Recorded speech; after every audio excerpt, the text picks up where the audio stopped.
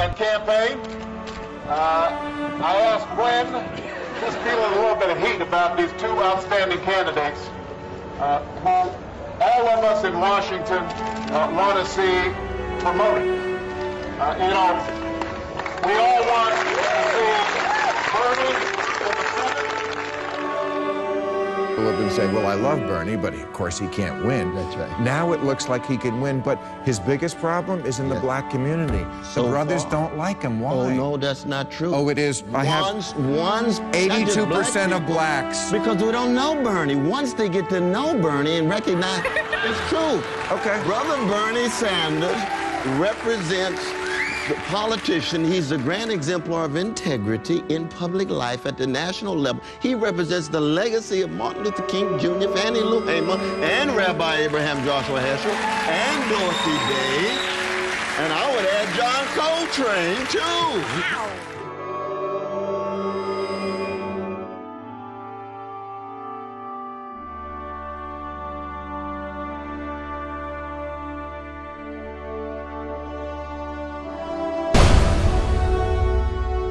Not just gangs of kids anymore. They are often the kinds of kids that are called super predators. No conscience, no empathy. We can talk about why they ended up that way, but first we have to bring them to heel. I was a Goldwater girl. I mean, really. We used to wear, little banners which said Goldwater girl.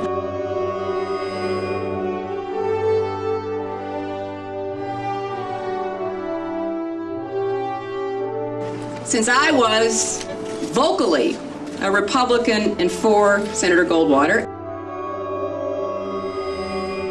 Bernie is speaking to a yearning that is deep and real, and he has credibility on it.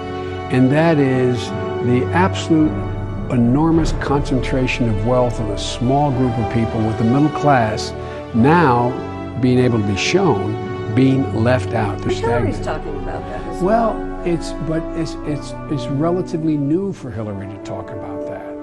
Hillary's focus has been on other things up to now, and that's been Bernie's. No one questions Bernie's authenticity on those issues.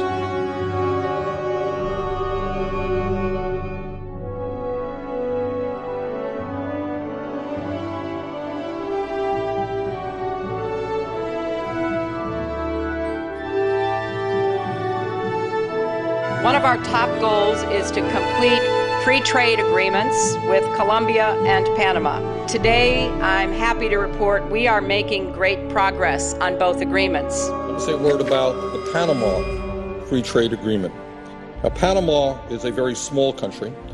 Its entire annual economic output is only $26.7 billion a year, or about 0.2% of the American economy.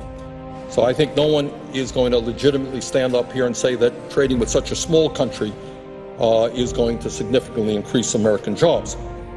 Then why would we? Why would we be considering a trade agreement with Panama? What's going on there?